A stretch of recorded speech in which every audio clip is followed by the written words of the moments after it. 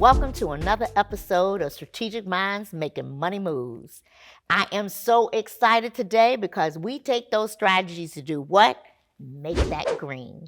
I have an awesome guest today, and we're going to talk about some of the challenges that we have gone through, how we have leveraged COVID to help us to move forward, how we look at different directions, what that looks like, etc.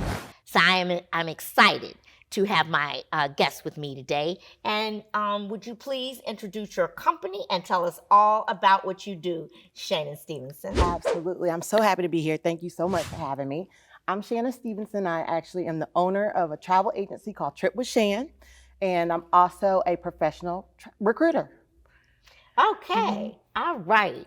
So in terms of in terms of your business and what you do, and who you service, what is it that you really want to focus on today to take it to the next level?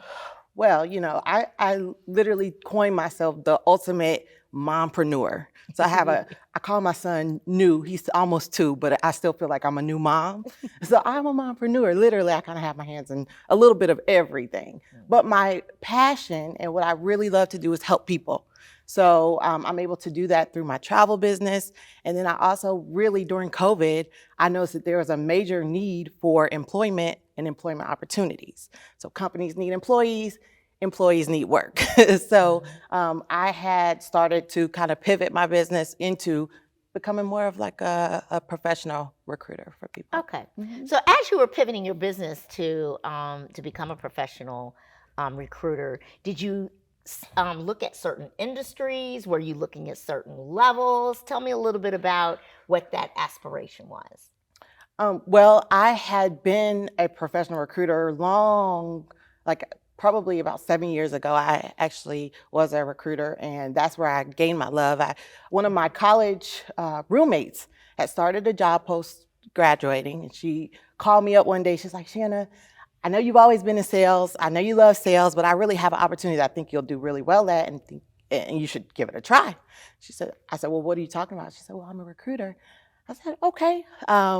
So I did. I took a chance. I interviewed, got the position. There, I developed a huge love for helping people out. And I made a lot of relationships with the people that I helped out. To this day, I still have some of those relationships. So what did you pivot to from there? Well, from there, recruiting is one of those things that you definitely can get in there, grind it out, and burn yourself out pretty easily. It's a tough job. So after doing well, I hit several different levels, made really good money. I just kind of burnt myself out, I'll be honest, and I decided, okay, I just want to take a little bit of a break. Well, my break, which was supposed to be about 4 to 6 months, ended up turning into a 5-year break in the Dominican Republic. I I left to go just take a little vacation, and I ended up getting there and loving it. And literally, I fell in love with my husband. I met my husband, ended up meeting my husband there. But so that Wow. And nothing like personal life and all of that making us pivot, because we all recognize what that can do, especially when we're talking about different countries and we're talking about different things to move forward. Well, there's a lot more to that story, but we'll save that for another episode. Oh, okay. All right. But now that you're into recruiting and you're trying to expand, one of the things that we have is a talent war, right? Yes. I have a talent war because people are looking to do things differently since COVID. Absolutely. Prior to COVID, you could have gone to your boss and said, I want to work remote. And they were like, I'll see you in the business tomorrow. Yeah, right? absolutely. Be in your seat at your desk, and it's all good. Mm-hmm. Once we proved that remote could work, and then people are like, well, I don't want to go back to the office. Mm-hmm. I've proven that I can do my job remotely. Right. Can't I stay remote? Why do I have to come into the office? And there's multiple schools of thought. Some people prefer to be in the office because they prefer to be around other people. Mm-hmm. It gives them energy. Mm-hmm. They prefer to work that way. Mm-hmm. So COVID was very hard for them. Mm-hmm. There are others that are saying, I love the remote work. I don't ever want to go back to an office, and I'm doing just fine doing that. Mm-hmm. But the businesses are like, there's something about that face-to-face, not Absolutely. just screen to screen, but something about that face-to-face. Yes. So they've come up more with this hybrid model. Okay, so you can work remote, a couple days a week, 3 days a week you got to be on site, or whatever it may be. How are you looking at that perspective as it relates to your business today? So you're absolutely right. Everything that you just said is what I'm seeing right now in recruiting. Everybody wants that work from home, that remote work, that virtual position. And it's really hard because a lot of the positions, depending on what industry I'm focusing on for the day, they want people to come in. They want that hands-on, like you said, not screen to screen. They want face-to-face, whether it's therapy or instruction, they want that face-to-face physical attention. And so it is something that I had thought about was possibly just creating an agency that would allow just completely remote opportunities, just virtual remote opportunities, because there's so much demand for that right now. And like you said, COVID has proven that it can be done. So that means that our strategy has to be on focusing on companies that allow remote to be the way. Mhm. Otherwise, you have no business, right? That's Right. correct, People yeah. can want it, but if companies don't want to give it, then we don't have a match there. Correct. Right. And And that's that is the problem. tell me more about that. Yeah, the problem is there's a lot more demand for those remote opportunities than there are companies that really want that. So you're right on that. Okay. Yeah. So, I think what that means is as we begin to think about strategically, how do we get around that? Part of it is your ability to influence, Mhm. right? And so, as we begin to talk about influence and making a change and making a difference, we have to be able to talk to our clients about the impacts and what Okay. that means in making those decisions. So, we're going to take a station break. And when we come back, we'll talk a little bit more about Awesome. that power of influence. Excellent. We'll be right back. Strategic Minds, Making Money Moves with Vicki Wright Hamilton focuses on helping entrepreneurs to overcome their business challenges to help increase their bottom line. Each episode provides strategies for growth and transformation. Watch Vicki share her 20-plus years of experience as a corporate executive to help entrepreneurs level up.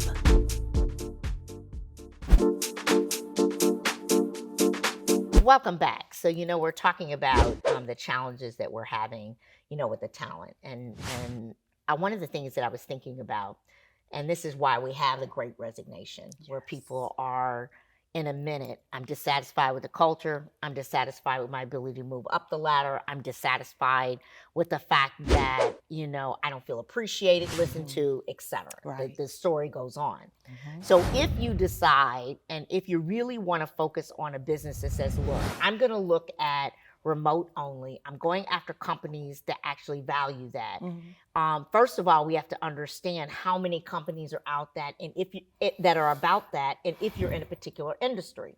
Now, if you're recruiting for a particular industry, are you focused in a particular area?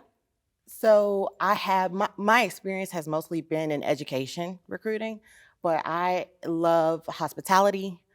One that I haven't been into as much as tech, but I would love to get into sort of tech recruiting, and administrative recruiting is something that I'm also very familiar with. Okay, so you want to do a multi functional recruiting as you move Yes. forward. Yeah. And that's good because it allows you to open up more doors. But all that research of those companies that are willing to have remote is going to be critical so you understand the size of your market base that you can actually go to recruit Right. in terms of moving forward. And then getting to know them. Yes. Agreed. And a lot of times people say, oh, I'm going to the top. I'm going to go to the top of the company. I want to talk to the president. I want to talk to so-and-so. But sometimes your biggest influencers can be in the middle of the organization, not necessarily at the top. You're right. They're the ones that can tell you what's really going in the organization, who really runs the organization. Because just because I'm the president doesn't mean I really am the one who's running it. Sometimes it can be their executive assistant who really runs it, right? Yeah, And we call it's the them the gatekeeper. There you go. We do. There you go. There you go. So, understanding the culture of inside these organizations is going to be really important for you Okay. because you're going to have to speak their language. Sure. If you are not willing to do remote work, the cost to you is X, right? It has a direct impact to your bottom line. Mhm. The impact to you of how long it's going to take you to find a position, there's a cost to that too. right? Yeah. And the longer a position goes unfilled Yeah. is the longer time it takes you to speed up whatever it is that you're trying to recruit that person for in the first place. Yes. So when we really think about it, it's about dollars and cents, right? Yep. In terms of moving forward. You're right. But I think the point that people underestimate, dollars and cents is a known one. We all can see that. We can see the money go. But the cultural impact is huge. Because if people that are even working on the inside recognize that you're so closed-minded, that you're not willing to bend, you're not willing to be flexible, you don't want to do it, then they begin to feel like, if I needed to do this, I couldn't, right? So let me go find somewhere else that will. And so I think that's why more and more of the hybrid model is coming up. But, there are still some individuals that I don't want the hybrid either. So you have to determine strategically your strategy of if I'm going to go full remote, if I'm going to go half remote, and of a hybrid model, half remote, half on site, so that I can get talent to actually fulfill my clients' needs. Right. I was reading an article the other day, and I believe it was in the New York Times, but they were talking about the number of companies that have stayed remote, the percentage. And I think it was, there's 56% of the companies that have stayed remote. There's 53% of the companies that are going hybrid. And there's 32% that are requiring you to come inside, right, to the company. And so the challenge is that as we begin to look at this and we begin to look at what those dynamics mean, today they may not make the decision to convert. But after so long, and they're beginning to look at cost impacts, tomorrow they may look at things differently. Right. Yeah. Your power of influence of showing the quality of the candidates you have is what's going to be key. Right? Agreed. Especially when it's more in that industry. Right. Right? Absolutely. It's one thing to have the functional skills. It's another thing to have the industry experience with the functional skills, right? Because then I have to teach you less about the business, right? There's less about the business I'm having to give to you in order for you to understand of bringing that value at the end of the day. Because we all know, and you probably know better than anybody, you hire someone today, it might be 3 to 6 months before they actually give you ROI. Because everybody got to learn what's your process, what's your way, how do you do things, et cetera. But if I come in understanding the business and I come in understanding the industry, I now know enough to understand why I'm doing what I'm doing, what the business is trying to target, what their strategic initiatives are, what the market penetration is, and why a business would want to do this, that at least it helps me in terms of, in terms of moving forward. Yes. So I do think you want to kind of look at that as you're beginning to target that. No, that's great advice. I think that a hybrid model, being able to pull from here, people who want to only work from home, and having the ability to service people or clients that want people to come in, I think that's probably the best of both worlds and would probably serve me best. Okay. Well, as long as you are open to that, then you can build your strategic model to take that, into account as you're moving forward, and using those the cultural impact, using the financial impacts for those influence areas where you need to influence how things are, actually happening. And what I found is that as a recruiter, some of the best ways to find those organizations, find out how many job openings do they have and how much are they trying to recruit for, right? Right? Because sometimes they don't always want to go to an external recruiter, let's face it. It's true. I want to have my own internal recruiters look at this. Yes. But we have internal recruiters that are looking for 100 jobs. There ain't no way on God's green earth they're going to get 100 jobs filled in the time period they need to have to fill them. Because the moment that they interview somebody, they got to get back to them within 24 to 48 hours or they lose Or them. they're gone. Absolutely. Did you do And this so- before? I mean, Well, we'll talk about that in just a moment. We're going to take a station break. We'll be right back. Strategic Minds, Making Money Moves with Vicki Wright Hamilton focuses on helping entrepreneurs to overcome their business challenges to help increase their bottom line. Each episode provides strategies for growth and transformation. Watch Vicki share her 20-plus years of experience as a corporate executive to help entrepreneurs level up.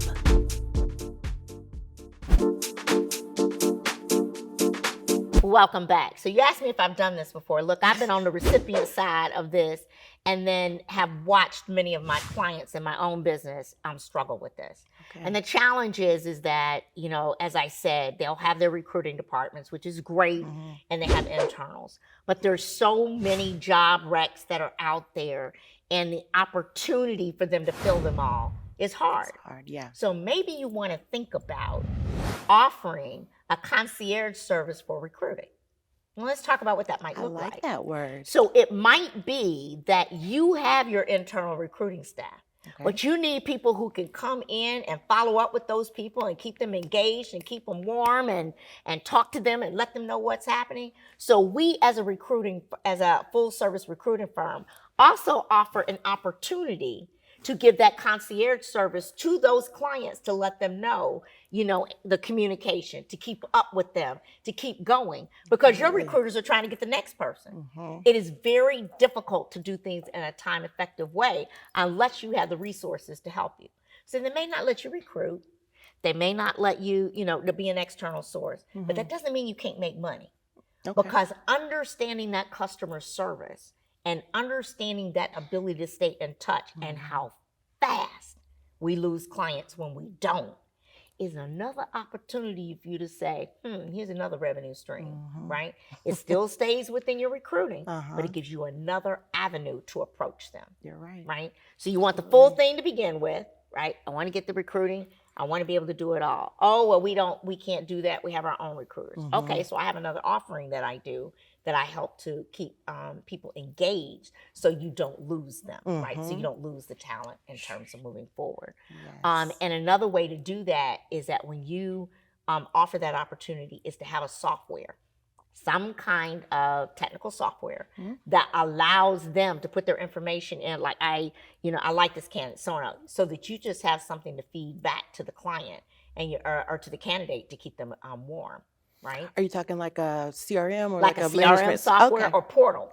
or even a CRM portal where Okay. your clients that you're recruiting for can put comments and information in. Because let's face it, the hardest thing is communication, right? So if I'm a recruiter and I'm recruiting for a job and I have this position for you and this is a position you want, I got to find you, I got to get your feedback, I got to understand what you like, what you didn't like, etc.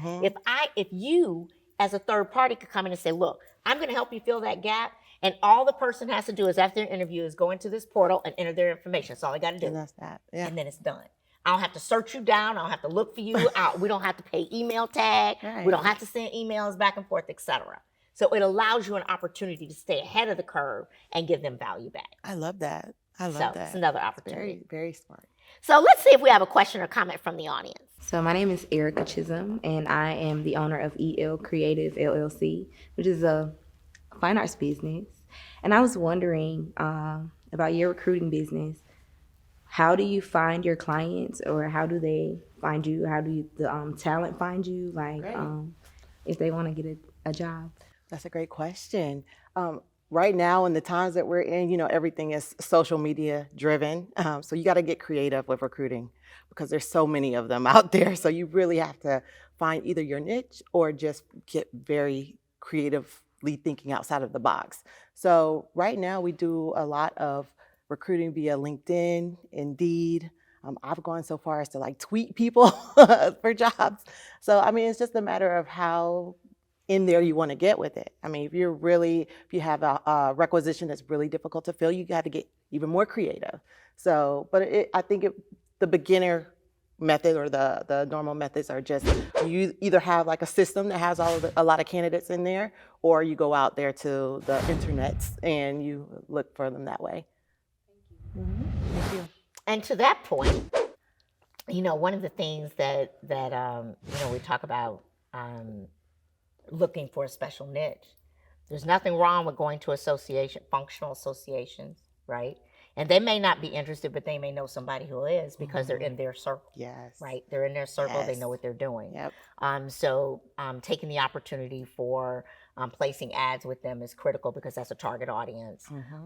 Being able to show them the result of what they're going to get, right? So if I'm going to talk to you about a position, let me show you some things about this of what it looks like. Yeah. You know, everything visual today. Everybody wants a visual. Everybody wants video. They want it quick. We all have ADD. We just all have ADD. Nobody can, we just don't have time. Instant And gratification. that's it. But we have instant gratification because there's no time, right?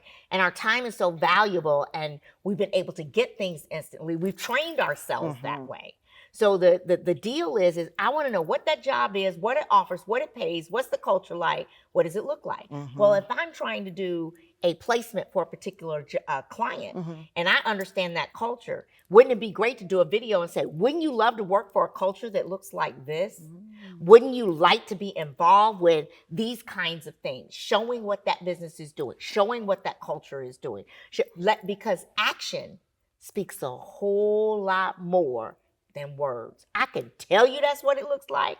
I can tell you who this company is, but if I show you, it's different. You're right. So going to your clients and ask them, look, I like a video of what we do here. I want to videotape this. I want to show what they're doing because I want to use that as our competitive advantage to get the right talent. I love that idea. Right? That's so and good. so that's another avenue that allows you to be different than the rest, stand out, but also get that also get those people that you're looking for as you're continuing to move forward. So I think that as you begin to put this strategy out and making sure that not only are you visible on social media, but your social media is pertinent.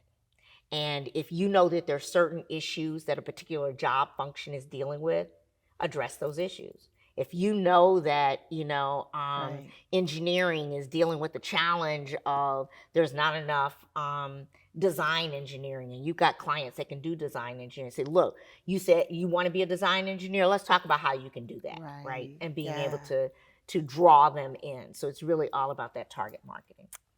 Right. I have thoroughly enjoyed our conversation. Can you all join me in thanking my guests today?